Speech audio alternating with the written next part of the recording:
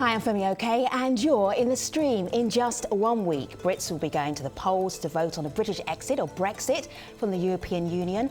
But a fatal attack on a Member of Parliament, Jo Cox, earlier today has caused both sides to suspend their campaigns. That news was put out there on Twitter almost immediately. Our digital producer, Malika Bilal. It was. So the announcements, people were expecting them. They looked like this. This is Stronger In on the one side, who says we're suspending all campaigning for the day. Our thoughts are with Jo Cox and her family. On the other side, Vote Leave says our campaign is suspended, though they don't say the amount of time. Our thoughts and deepest sympathies are with Jo Cox's family. So if you're in the UK, we want to know what the atmosphere is like where you are. You can share that with hashtag AJStream. We're joined on our show by Matt Davis. He's a Vote Leave campaigner based in Woking, England. Alex Campbell is a video producer and a supporter of the Remain campaign. He's based in London. Also in London, Elliot Myers, a marketing executive and a supporter of the Vote Leave campaign. And Asher Baker is a musician who supports the Remain campaign. He's currently in Dublin, Ireland. It's good to have you here, everybody. Matt, let's just tap into the atmosphere in the UK. MP Jo Cox was murdered several hours ago. Campaigns have been suspended. Your campaign has been suspended. What's the atmosphere like right now? Hi. Yeah, it's something that's very unusual in this country. We don't expect our politicians to get attacked and even worse, killed. So, I mean, I'll be honest, the whole campaign in Woking feels like the heart's been punched out of us at the moment. And for that reason, we've decided that we're going to go along with the suspension of the campaign, and thus we won't be talking about the EU tonight. I'm sorry about that to both the guests and all the people at Al Jazeera. If we were just trying to tap into, Asher, that feeling about where we were with just 7 days to go to this critical vote for the United Kingdom and for the rest of Europe as well, what word would you use to describe that atmosphere? Well, I'd say that it's been, pretty down to the wire. I mean, I haven't seen anybody kind of as hyped up about something as this in a very long time. I'd say since sort of 2010, when the Liberal Democrats were tearing up in our general election. But at the moment, like's been said already, it's sort of just stopped. Everything's just kind of gotten very, very tetchy. I mean, I think it's been since 1990 that Ian Gow was killed by Irish extremists, and that's the last time we saw a politician killed in any kind of attack. When you say hyped up, what does that mean? Describe that for the rest of the world who are watching in. I'd say it's been kind of tense. I mean, so sort of the 2014 European elections, we had, I think it was like a 34% voter turnout. 2015 general election wasn't much better, and I mean, especially in the youth, and sort of it's kind of encapsulated a lot of people who you wouldn't normally see voting or getting particularly politicised. People that are your friends or people that you sort of speak to in the pub or whatever, and go, "Oh, that's voting. I don't do that." Have suddenly sort of become very. I don't do that voting thing. Yeah, interesting. Yeah, and suddenly it's become very, very. It's a very, very different landscape for this particular referendum. Elliot's nodding. Why are you nodding, Elliot? Because I completely agree. You get a lot of people that actually aren't particularly politically active. If you ask them if they voted in the last election, they may not have strong political views. But it appears that everyone has a very strong view on the referendum, whether that's undecided, whether they are decided. They've got a lot of strong opinions, and we've got a lot of great debate. I know I have amongst my peers as to what the electorate should do on the big day. When I say fear-mongering, Alex, what comes to mind? I guess a very depressing story about how some of the campaign on both sides have really gone on over the last couple of months. Certainly since the last debate we had here, it was always a worry, and it's kind of carried on and spiraled down, and I feel there's been some political move to try and make things more positive, but in the main it's been very negative, and I think that's encapsulated. Alex, for example.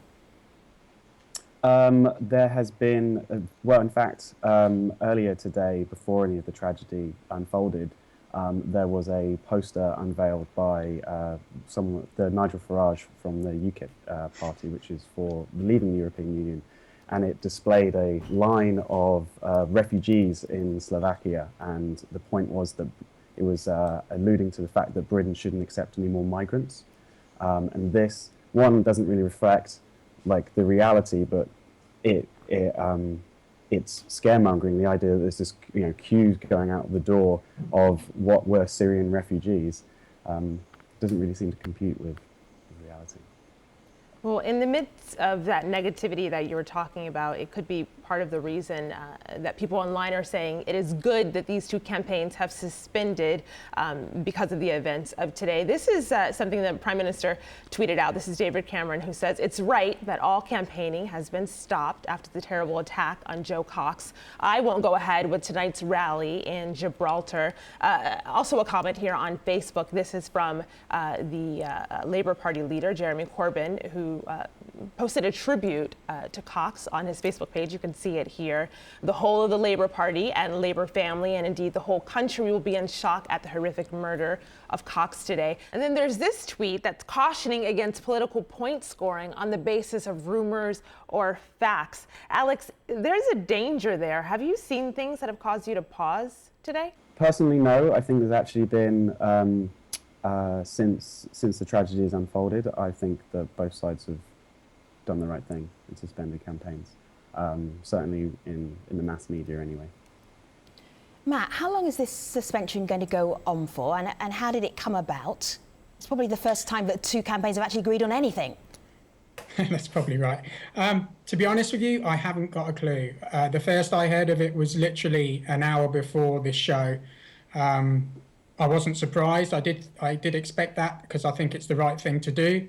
How long the suspension will be, who knows? I'm guessing it will probably be resumed tomorrow, but that's just guesswork on my behalf, and we will follow the lead of the main campaigns. What do you think the impact will be? I mean, there was this incredible, I don't want to say hysteria, but this build-up to the two campaigns. There's only 7 days left to go, and then suddenly stop. What do you think the impact of that having to reset will have? It's a great question. At the moment, I can't answer because, as I say, I feel completely deflated. It really puts into perspective what's important in life when a young mother gets killed. We don't know why yet, but for whatever reason it is, it's not a good thing, and it's. I don't know how the campaigns are going to pick up from this, if I'm honest. It's perspective, there's some common sense, there's some sanity, all in one moment of time. Matt Davies, I have to let you go. We're going to talk about the campaigns right now, and you can't do that, so we appreciate the little bit of time you spent with us. Matt Davies from the Vote Leave campaign, thank you for being with us. Thanks a lot. So, the campaigns are suspended, but the lead up to today have been intense. Malika Bilal, share some of that intensity with us. Well, in the months up to this vote, the campaigns had been going heavy online to promote their platforms. You can see them here with tens of thousands of people sharing and commenting. Now, the hashtags surrounding those conversations are almost just as plenty, with Stronger In and Vote Leave as two of the biggest emerging from each side. But it's hashtag Brexit that's used the most. It's had 3.7 million mentions in just the past month. Now, those who support a Brexit argue the UK's sovereignty is infringed upon by the EU, and the country is hurt by open borders and economic deals that benefit others. But those who believe Britain is stronger in Europe see the union as beneficial to freedom of movement and jobs and trade with the rest of the world. So, Alex, I want to throw this to you. How successful do you think these campaigns have been in persuading people? Have you been swayed yourself? I think finally over the last month, and especially over the last 10 days, you've seen the Labour Party in particular go into like overdrive almost. And I've seen them out on the streets, I've been out with them on the streets, and especially the message from the top of the party as well. There's been a lot of focus on workers' rights and a lot of focus on the human rights, and also the opportunity that if we do stay in the European Union, the opportunity to change the European Union for the better and to continue to support workers' rights. And that's finally a positive message, which I think is great. So, Asha, you're a Remain. Elliot, you're a Brexit. Elliot, tell Asher why he's wrong. There's no workers' rights that may have been brought about with the help of the EU that couldn't have been brought about by the electorate pressuring the UK government themselves. I think there's a lot of overdue credit that's been attributed to the European Union, and actually, if the electorate in the UK, had the ability to sort of hold Parliament to account for everything as opposed to some things, because you find that politicians often say that they're shackled by the EU and they can't intervene or change certain things. I think I wouldn't put any weight in Boris Johnson and Michael Gove supporting Boris Johnson, the leader of the Leave campaign, wants to rip up the social charter. So that doesn't make me think that he would, if in a position of power, do anything to support workers' rights in the UK. We have a Conservative government. If you they're going to be in power. And I never think that. Well, no, sorry. They are in power. So you've got the Conservatives in power at the moment, and I mean, if you look at sort of historically, any kind of Conservative government is going to fundamentally just kind of strip away any kind of public services, sell off anything that they see fit, and at the behest of any workers who cannot otherwise do something else, or cannot otherwise kind of find that money or find those jobs anywhere else. How's the European Union going to stop them? Well, if you look at things like health and safety, or equal workers' rights for men and women, anti-discrimination, things like holiday time, part-time work and contracts and things like that, brought in by Hold tight a minute, Asher, because I can't hear Elliot. What did you say, Elliot? The EU have not stopped the Conservative Party making cuts to public services. When the Chancellor announces cuts to departments in the budget, can the EU override that decision? No, they can't. I think it's a fantasy that somehow the European Union are the protector of workers' rights in the UK. The UK workers who go out and vote are the protectors and guaranteers of their own rights. All right, so you're hearing a little sliver. Elliot and Asher and Alex, you're hearing a little sliver of the conversation. I'll come right back to you, but I want to go to you via Malika. Well, when talking about the protector of these rights and who that is, we got a video comment from Tawfiq, and he wants to talk about minority rights. I'll throw this to you, Asher. Have a listen. A vote for Brexit would bring power back to the UK and is arguably more democratic. But as minority groups, can we trust the UK government not to infringe upon our rights, our freedoms and our privacy if given more power? At present, the EU upholds the Human Rights Act and in 2008 stopped the UK government from retaining the fingerprints of innocent people.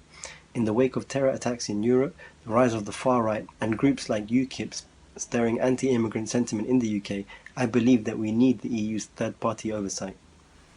So, Asher, he just gave a couple of examples there, but what do you make of needing oversight from outside? Well, I find that quite funny, because one of the main reasons that I am on the side of remaining in the EU is because it has actually sort of influenced my life personally, like in a very, very strong way. When I was at university, sort of between 2008 and 2011, I was stopped and searched over 20 times by Metropolitan Police. And these Metropolitan Police may have been in the street, they may have been in a train station and so on. Some of them had MP5 machine guns because of things like terror attacks in airports and so on and so forth. And it was actually, so it was about under the Terrorism Act 2000, Section 44. And it was actually the European Convention of Human Rights that ruled that completely illegal in 2010. And so as a result, myself as a young black man who is trying to make his way in the world and going to university and getting jobs and doing those kinds of things, and not kind of getting it up into all kinds of problems, whether it's terrorism and so on, is going to feel that effect, if you see what I mean, with regards to the treatment of minorities, whether it's minorities by skin color, minorities by migration or by immigration, or whether they're women and so on. That is a very, very real example that affected me personally. Right. Elliot, do you have a real example that drives your beliefs that the UK would be better out of the European Union? I just think that, if I just reply to his point, that you had David Cameron and Theresa May both actually stand up and tackle this issue of stop and search. So you had a Conservative government actually address that. And in terms of a real example, well, I think that actually giving full power back to the British electorate to hold the government to full account will actually benefit the whole of society and will, more importantly, uphold democracy. I don't believe that we need intervention or oversight from a foreign entity, especially one that has unelected commissioners and an unelected European Council that in a large regard cannot be held to account and aren't accountable to a ballot box. I think that's a very dangerous. We have one of the most undemocratic dangerous countries thing to be in the playing around European with. Union. Why do you say that, Alex? We do indeed. So we have an unelected second chamber, which is meant to provide oversight, but doesn't. And so we also don't have a constitution. So it's actually quite hard for us to have checks and balances. One of the things that the European Court of Human Rights has done, and some of the work that the ECJ has done, the courts in Europe, they protected and also scrutinised British policy. And some of those things have been good and some of those things have been bad. But in the main, I personally believe they've been such a benefit to this country. Let me show you something. I also find it quite funny that you talk about... Gentlemen, let me show you something. Sorry, here. Yeah. Just have a look here on my laptop. This headline here from the Huffington Post. It says, Brexit music video aims to challenge dry and stale EU campaign. Now, you guys are not particularly dry or stale, but do you feel that those ideas that you are sharing, that you are debating right now, are they getting over to the rest of the UK public who are going to be voting in a week's time? I don't think the issue on the lack of democracy and accountability within the EU has been discussed. Probably the MP, Mr. Hannan, has touched on it in a few debates, but largely no. I think that the campaigns have both gone the wrong direction. They've been very emotionally charged, focusing around the dangers of migrants or the economic apocalypse to come from either side, and it's just gone the wrong way. I don't think that sensible adult debate has occurred over this issue. Let me show you a couple of things. Let me just show you a couple of things here. And Alex also says he agrees. This is probably, Elliot, what you're talking about. The Sun. Believe in Britain. The Sun is a very, very, very popular tabloid. Was that a guess choking there? Turkey population 76 million is joining the EU. All right, vote, leave, take back control. What is that trying to say? I mean, there's not even. It's not even. It's trying to say they're coming for us. They're coming for your jobs. They're coming for your rights. They're coming for your. It's Schrodinger's immigrant, isn't it? They're coming to take your jobs, but they're also coming to take all of your benefits, and they're going to overwhelm the NHS. They're going to overwhelm. See, Elliot, this is your campaign. This is the campaign that you support. Your side of the Leave campaign. When you see this, what are you thinking? I think it's stupid.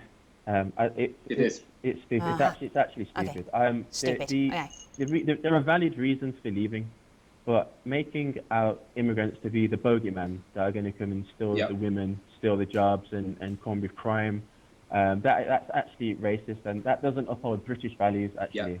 And I think that is the main. That's the main argument with each other and spread a good message. The campaign should be charged with the positives for leaving, and we can leave behind the charged negatives. Well, we haven't, have we? I mean, that's the problem. But it's that negative message is actually succeeding. When Nigel Farage talks about Turkey, he talks about rapists and criminals coming. He doesn't talk about the potential for academics or doctors or nurses or carers, which have been the majority of the migrants that have come to the UK. And the fact that without migrant workers, you wouldn't see as many, say, doctors in the NHS.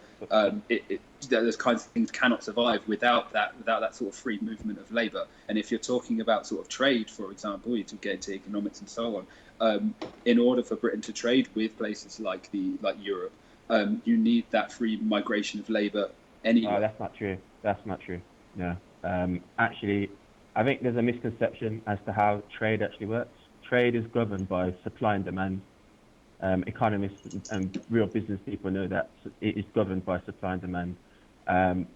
These threats that there'll be trade tariffs, there aren't trade tariffs from Greenland to Turkey within the EU, but member states and those that aren't members There are several countries outside the So European guess, Union. let me just take a pause for a moment because we we want to share the conversation with our online community as well. Malika. Well, we just moved to trade, but before we got there were some people sharing some thoughts on the conversation we were having a couple minutes ago about migration and immigrants. I want to share this video comment we got from Tom Brooks, who sent in this comment. Have a listen. I support the UK remaining in the European Union, and the reason why is immigration. People are concerned about controls in immigration, but actually we're able to have more effective controls, knowing more about the people who come across our borders in and out as a part of the larger European Union family than we ever would alone. I'm for Remain. Alex, I see you nodding your head there, but Elliot, I'm wondering what you're thinking of his perspective. Sorry, to be honest with you, I missed it. That's okay. Alex, do you want to weigh in instead? Yeah, no, I just think that it's those kind of stories that we need to hear. And that was a really positive message, and that's great. I think that there's a really positive message to make about immigration coming to this country. And when people talk about the history of this nation, it is a fabric of our nation. And when people talk about, too many numbers, well, if we reduce our immigration, well, we have an aging population. So how would we pay for that aging population? And maybe we can open up our borders to the Commonwealth, but going through an immigration process is a very challenging thing, and it's an expensive process and a lengthy process. Whereas being in the European Union allows us to fluctuate. So, gentlemen, let me show you something here. This is yourgov.co.uk. They're keeping track of how the polls are going, people's public opinion about Remain or Brexit. It says EU referendum, leave lead at 7. So the polls are all going your way, Elliot. Do you believe in the polls? Yes, I do. I think that the British public have had enough of Project Fear. Every single day, it's the economy is going to go down the drain. I heard there was one report from the Treasury saying that GDP could fall as much as 10%, which is more than when there was a global crash in 2008. I think people don't believe these figures, and David Cameron, quite frankly, is a terrible spokesman for the Remain campaign because people don't like or trust him anyway. Jeremy Corbyn was a vocal leader of the Labour Party. The leader of the Labour Party. He wanted to leave, and he's all of a sudden changed his tune. I don't think there's credibility. I don't think there's the same passion and credibility. Elliot, let me just check in with Alex and Asher as well. I know exactly how you're going to vote in 7 days' time, but what about the rest of the British public, Alex? Well, I mean, I could almost be swayed by the Leave campaign if they told me what the plan was afterwards.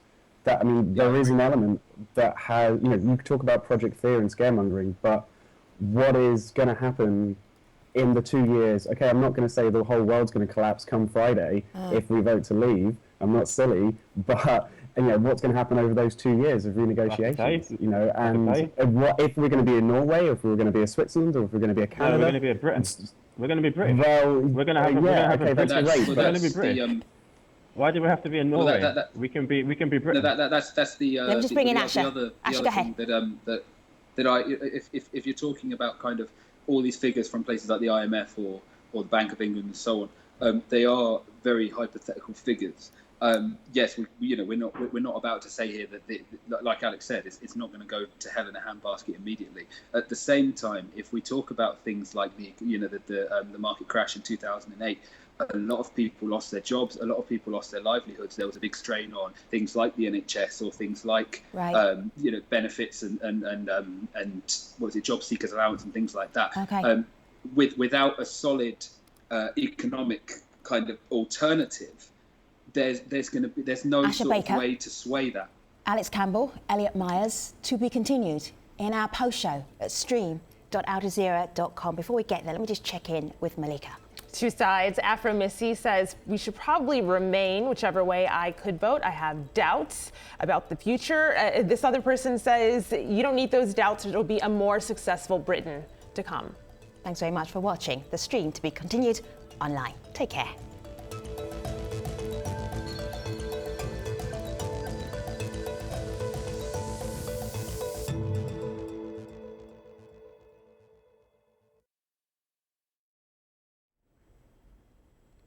Hello again, this is the Streams online post show. We're talking about the UK referendum, the Brexit, or will it be the Remain? He's made up words.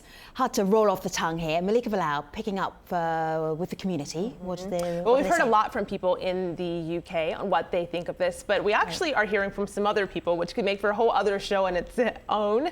But we're hearing from people outside of the UK in the greater EU about what they think Britons should do. Have a look at this video.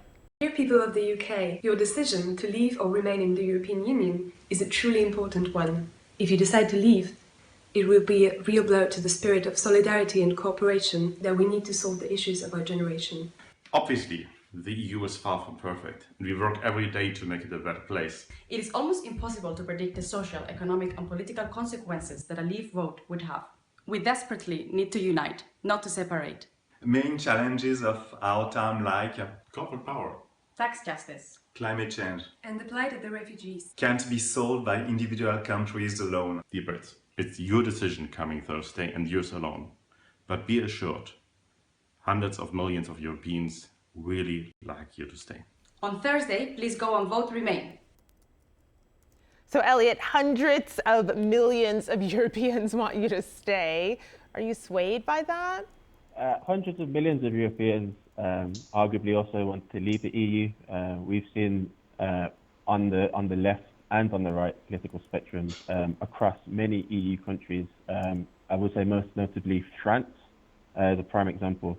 There's a growing anti-EU sentiment actually spreading throughout Europe, and mainly due to the fact that people are actually waking up to the fact that the EU project is failing. This political union is failing, and what started off as in earnest a good idea to have economic cooperation has turned into this mission to have a European superstate, which isn't destined to be, and it's sort of crumbling all around the European establishment right now.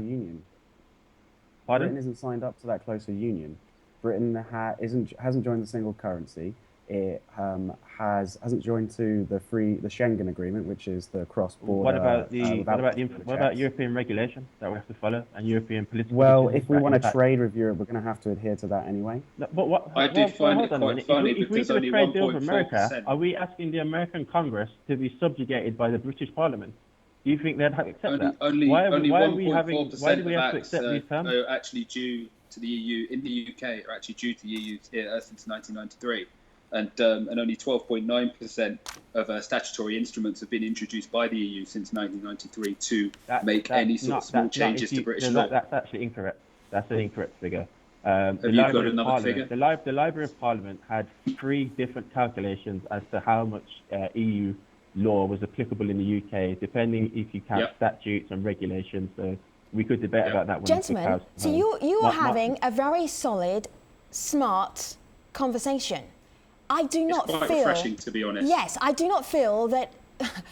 I'm generalising here, but as I've been tapping into this debate from overseas, that it has been solid, smart conversation. I want to show you something that we've called here the boat battle. This was from June the 15th. It is ridiculous. Have a look. It's Nigel, you're a fraud.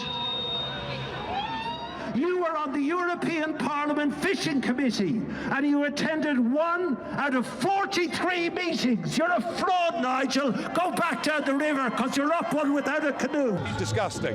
Rich people laughing at poor people. They're multi-millionaires, happy to see this industry go to the wall on a big boat, effectively laughing at working communities being destroyed. Absolutely disgusting. I'm crying. This is the most ridiculous thing. The vote in or stay in campaign, yelling across to the vote leave campaign.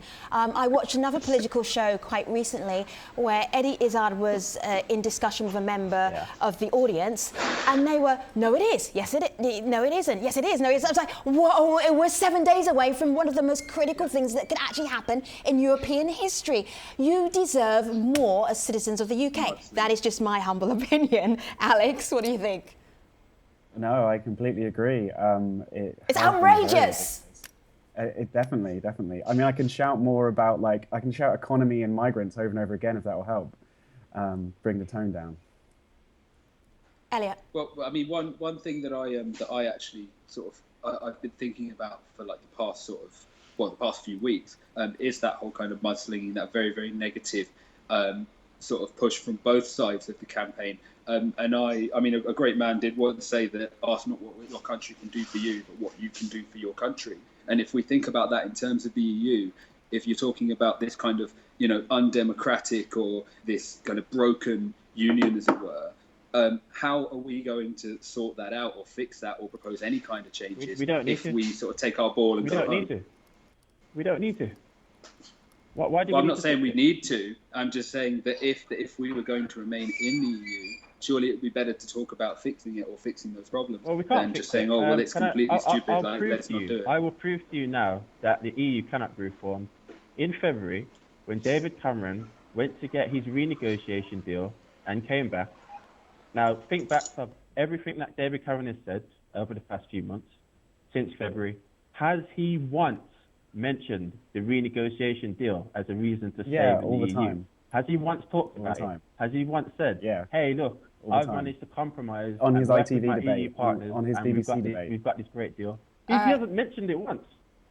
He talks about the benefit of tourism and what he's managed to achieve. And now I don't think it's particularly. I don't want him to. That's not reform I want. His reform deal. Has he talked about that? Well, I mean, in this last week, the Labour Party has put out its stall for reforming the European Union if it was elected in 2012, and that includes things like more franchisement, increasing the democratic deficit. How are they going to do I'm that? just going to ask you one thing. June the 23rd, how are you going to spend your day? Don't tell me everything from breakfast, just the summary. Elliot, how are you spending your day, June 23rd?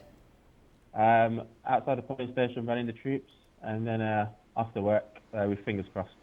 Alex, how are you spending your day? I'm going to be voting. Yep. And campaigning. Asha, how are you spending your day? June the 23rd, EU referendum day. I got to be honest. I'm going to vote, obviously, and then I'm going to spend the rest of it working, maybe a bit of slacktivism on social media and so on. Right, bit of slacktivism. But, that's my job you're talking about there. All right, thank you so much, gentlemen. Really good to have you. Malika. I'll end with two sides online. This is Winston, who says, Remain. He uses that hashtag to protect human rights, workers' rights, and the NHS and the environment. On the other hand, Jenkins says self-determination and independence are the key to real prosperity. Exit the EU. The polls are saying that Brits will vote to leave the European Union. We won't really know until actually June the 24th. So we will be following online. Thanks for watching this edition of The Stream. Appreciate it, everybody. Thanks, guests. Take care.